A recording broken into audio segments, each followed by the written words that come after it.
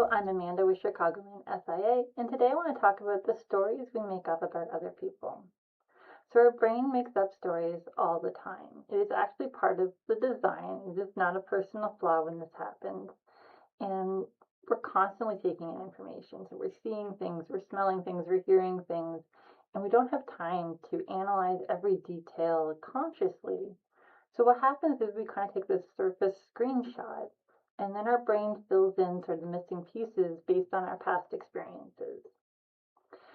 And what happens is you might notice a person's hair or clothes or office, maybe their age comes into effect, and you make up sort of a story of who this person is.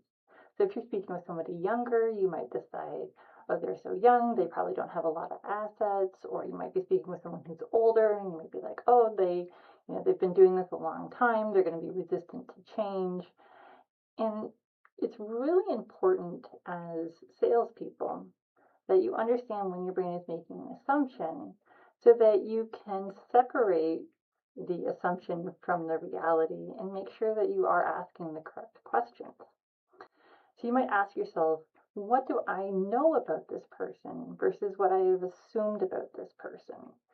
And once you can separate those two, for lack of a better word, realities, then you can actually start making sure that you're getting the real information from them. So if you're speaking to somebody, being curious about them or their operations is very, very important. So on the other side of this, the person you're talking to is also having these brain shortcuts and they're making up stories about you. And that's where, when we've talked about personal branding, that can come really into play because that personal brand is helping their brain make those shortcuts and make those assumptions about you. But it doesn't hurt to practice skills that communicate who you are. Especially we see this with younger agents where people might think that you're less experienced. So being able to communicate your experience and your knowledge becomes a very valuable skill.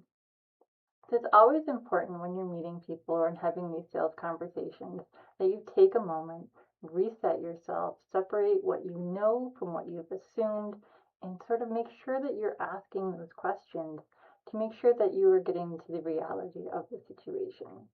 This is not an easy skill, and I do recommend that you do some practice. Something you can do is just find an image of somebody and sort of make up the story of who you think that person is, and then come up with questions that you would ask them to make sure that you are getting the right story. So I hope you find this tip useful and have a great rest of your day.